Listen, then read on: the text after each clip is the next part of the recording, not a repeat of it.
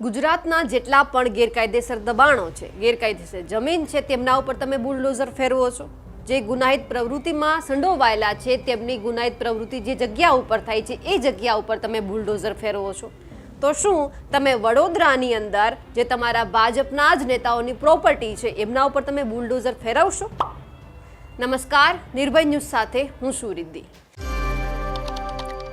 વડોદરાની આપણે સવે પરિસ્થિતિ જોઈ, કઈ રીતે વડોદરાવાસીઓ અત્યારે હેરાન થઈ રહ્યા છે અને કઈ રીતે તેઓ ગુસ્સામાં છે. તમામ જે ભાજપના પ્રતિનિધિઓ છે, નેતાઓ છે, તેમને જાકારો આપી રહ્યા છે. અનેક એવી ભાજપની પ્રોપર્ટી પણ વિશ્વામિત્રી નદી ઉપર બાંધવામાં આવી છે. અત્યારે તેમની આજુબાજુ નિર્માણ થઈ રહ્યું છે કે જ્યાં અત્યારે વિશ્વામિત્રી નદી પસાર થવાની હોય છે. તેમની જગ્યા ઉપર બાંધકામ ખડકી દેવામાં આવ્યું અને અચાનક વિશ્વામિત્રી નદીએ પોતાનું જે રસ્તો છે એ બીજો કરી નાખ્યો. એટલે વડોદરાની અત્યારે આપણે સવે પરિસ્થિતિ જોઈ. અલગ અલગ ભાજપના નેતાઓની પ્રોપર્ટી ખડકી દેવામાં આવી છે. હજુ તો ઘણી બધી પ્રોપર્ટી બની રહી છે. ત્યારે સવાલ એ છે કે શું દાદાનું બુલડોઝર આ જે જગ્યા છે તેમના ઉપર ફરી વળશે? હર્ષ સંઘવીએ તો વાત કરી દીધી મોટી મોટી કે અમે પહેલા સર્વે કરીશું, પછી રિવ્યૂ કરવામાં આવશે, મને પછી કાર્યવાહી થશે. પણ આ સર્વે ક્યારે થશે, પછી એમનું રિવ્યૂ ક્યારે કરવામાં આવશે, અને બાદ જો એવું લાગ્યું કે આ ગેરકાયદે જગ્યા છે અને એમના ઉપર દબાણ કરવામાં આવી રહ્યું છે તો જ અમે બુલડોઝર ફેરવીશું. જો નહીં નીકળે તો શું તમે નહીં ફેરવો? કારણ કે આ જે અત્યારે અલગ અલગ પ્રોપર્ટી ખડકી દેવામાં આવી છે તે જ વિશ્વામિત્રી નદીને બીજી રસ્તા ઉપર જવા માટે મજબૂર કરે છે. કહેવાય છે કે કુદરતની કોઈ પણ વસ્તુ છે, તમે એમની સાથે છેડછાડ કરો એટલે તે પોતાનો રસ્તો બદલવાની છે. અને વિશ્વામિત્રી નદી પણ કંઈક એવું બન્યું, પોતાનો રસ્તો બદલી અને વડોદરા શહેરની અંદર આવી ગઈ.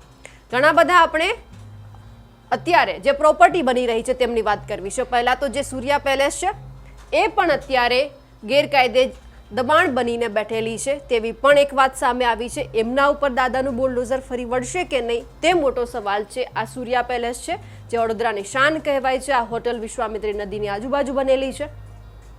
બીજી એક હોટલ છે સયાજી હોટલ. આ પણ એ જગ્યા ઉપર બનેલી છે જે વિશ્વામિત્રી નદીને નજીક આવેલી છે. એટલે કે વિશ્વામિત્રી નદી જ્યાંથી પસાર થાય છે તેમની આજુબાજુ બનેલી છે. અને વિશ્વામિત્રી નદી ફરી એક વખત પોતાનો રસ્તો બદલી અને શહેરની અંદર આવે છે. અને આ બની રહ્યો છે અઘોરા મોલ, બાલાજી કંપનીવાળાનો છે. અને હવે એ જોવાનું છે કે જે બની રહ્યો છે તેમના ઉપર આ વખતે દાદા બુલડોઝર ફેરવશે કે નહીં. 2016નું એક કટિંગ આપણે જોયું હતું સંદેશનું, જે ખાસ વાત કરવામાં આવી હતી કે બાલાજી ગ્રુપનું એક અઘોરા મોલ 2 છે તે બની રહ્યો છે. અને આ અઘોરા મોલના થકી જ વડોદરાની અંદર પૂર આવશે અને વડોદરા શહેરને ડૂબાડશે. આ એક કટિંગ છે જે અહીંયા અત્યારે અઘોરા મોલનું નિર્માણ થઈ રહ્યું છે. ત્યારે તો ઘણો બધો મોટો આ મોલ બની ગયો છે. હજુ પણ તેમનું કાર્ય પ્રગતિમાં છે.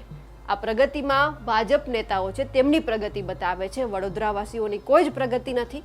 ખાસ કરીને જે અત્યારે નિર્માણ પામી રહ્યું છે અને તેમની સાથે એક એ સવાલ પણ અહીંયા ઊભો થાય છે કે જે અઘોરા મોલ બની રહ્યો છે તેમના થકી અત્યારે કેટલા બધા વડોદરાવાસીઓના ઘરનો ફજેતો થઈ ગયો છે. કારણ કે રહેવા માટે ઘર તો હતું પરંતુ અત્યારે ત્યાં જવાય એવું નથી. પીવા માટે હજુ પણ અનેક વિસ્તારો ફાંફા મારે છે. અને હર્ષ સંઘવી સાહેબ પાછા એવું કહે છે, હા અમે એક બેઠક કરી છે, રિવ્યૂ કરવામાં આવશે જે ગેરકાયદે દબાણ છે, પછી તેમના ઉપર સર્વે થશે અને પછી અમે કાર્યવાહી કરીશું.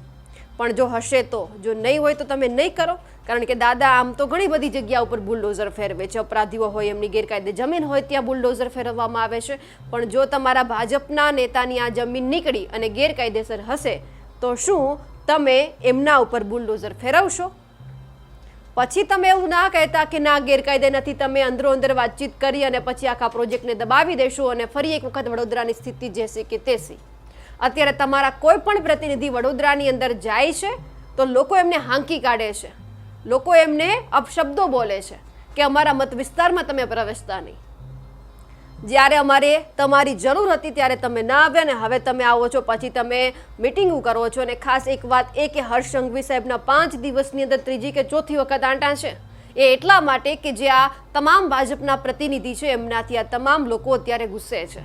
લોકો કઈ રીતે જાણકારો આપી રહ્યા છે આ બધા ભાજપના નેતાને આપણે બધા જોઈ રહ્યા છીએ કે સોસાયટીની અંદર બેનરો લગાવવામાં આવ્યા છે કે અમારી સોસાયટીમાં આવતા નહીં, નહીંતર તમારા ટાંટિયા ભાંગી નાખવામાં આવશે. આવું તો લોકો ભાજપના પ્રતિનિધિઓને કહી રહ્યા છે. અને આ બધું સાંભળીને હર્ષ સંઘવી સાહેબને ચિંતા થઈ કે જો ભાજપની અંદર આટલો બધો અત્યારે લોકોને ગુસ્સો છે તો આવનારા સમયમાં આપણને આ ક્યાંક નડી શકે છે.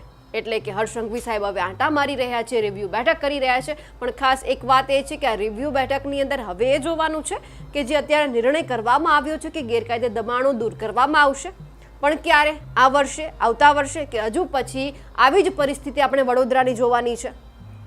જો આવતા વર્ષની વાત તો દૂર રહી, જો આ વર્ષે પણ ફરી એક વખત આવું જ પૂર આવ્યું, વડોદરાની અંદર આવી જ સ્થિતિ થઈ, તો હર્ષ સંઘવી સાહેબ હું તમને એક વિડીયો બતાવું છું, એ જોઈ લેજો. અત્યારે તો તમારા બધા પ્રતિનિધિઓને આ લોકો આ રીતે જાણકારો આપી રહ્યા છે. થોડા જ દિવસોમાં તમારી પણ આ જ સ્થિતિ થવાની છે. જે રીતે લોકો કુબેર ડિંડોર મુલાકાત કરવા માટે ગયા અને લોકો કઈ રીતે એમને હાથ જોડી અને કહી રહ્યા છે કે જવા દો, તમારી જરૂર અમારે નથી. જ્યારે જરૂર હતી ત્યારે તમે ના આવ્યા અને હવે જરૂર વગરના તમે આવો છો. કોઈ જ કામ અમારે તમારું નથી. ખાસ કરીને જ્યારે આ લોકો અત્યારે ગુસ્સામાં છે, હાથ જોડીને વિનંતી કરે છે કે જવા દો, નથી તમારી જરૂર, મત માંગવા તમે જ આવશો, ત્યારે પણ અમે તમને જોઈ લઈશું. આ કુબેર ડિંડોર પસાર થઈ રહ્યા છે અને લોકો એમને કહી રહ્યા છે કે જવા દો. કુબેર ડિંડોરની એકની જ આ પરિસ્થિતિ નથી, આવી પરિસ્થિતિ તો ભાજપના બધા જ નેતાની છે. કોઈ પણ જાય, મેયર જાય, કોર્પોરેટર જાય, અને એમની સાથે દિલ્હીથી તમે પણ કેટલા લોકો નેતાને બોલાવી લો ને, છતાં પણ વડોદરા વાસીઓનો ગુસ્સો શાંત થવાનો નથી. અને પાછા હર્ષ સંઘવી સાહેબ કહે છે કે આ તો અમારા પ્રત્યેનો પ્રેમ છે. આ પ્રેમ નથી સાહેબ, આંખો ખોલો, આ ગુસ્સો છે. નહીતર આ જ ગુસ્સો આવનારી ચૂંટણીમાં તમને ક્યાં ફેંકી દેશે એ તમને પણ ખબર નહીં પડે. હવે વડોદરાની જનતા જાગી ગઈ છે. અત્યાર સુધી તમે કહેતા થઈ જશે, પણ થવાનું નથી, તમારે કરવાનું છે, કરીને બતાવવાનું છે. હવે આ વખતનો તમારો સમય એવો છે કે તમારે બોલવાનું નહીં, એનાથી વધારે તમારે કામ કરવાનું છે. જે ગેરકાયદે દબાણો છે તેમને પહેલાં દૂર કરો. ફરી એક વખત વિશ્વામિત્રી નદી જેવી હતી તેવી જ તેમને બનાવી દો, જેથી કરી આ વડોદરાવાસીઓ ફરી એક વખત પોતાની રીતે સુખ શાંતિથી ચોમાસાની અંદર પણ પોતાના ઘરમાં રહી શકે. પછી તમે બીજી વાત કરજો કે અમારો આવો પ્રેમ છે, પછી પ્રેમની વાત કરજો, પછી લાગણીની વાત કરજો, પહેલાં કામ કરીને બતાવો. તમે વાત કરી દીધી છે, હવે જોવાનું છે કે ભૂપેન્દ્ર પટેલ બુલડોઝર ફેરવવા માટે તૈયાર થાય છે કે પછી તમારા જ ભાજપના નેતાઓ હાથ જોડીને કહે છે કે સાહેબ રહેવા દો ને, અમારું ઘરનું છે પોતાનું. હવે તમે જો આ ભાજપના નેતાનું સાંભળ્યું તો તમારા લોકો નારાજ છે, અને લોકોનું સાંભળ્યું તો તમારા ભાજપના નેતા નારાજ થવાના છે. એટલે જોઈ લેજો, તમારી આ વખતે સૂડી વચ્ચે સોપારી છે. લોકોનું સાંભળજો, નહીતર ભાજપ વડોદરાની અંદર તો ક્યાંય જ નહીં દેખાય. અમારા અહેવાલ વિશે આપનું શું કહેવું છે કમેન્ટ કરીને ચોક્કસથી જણાવજો. સાથે જ નિર્ભય ન્યૂઝને લાઇક, શેર અને સબસ્ક્રાઇબ કરવાનું ભૂલશો નહીં. નમસ્કાર.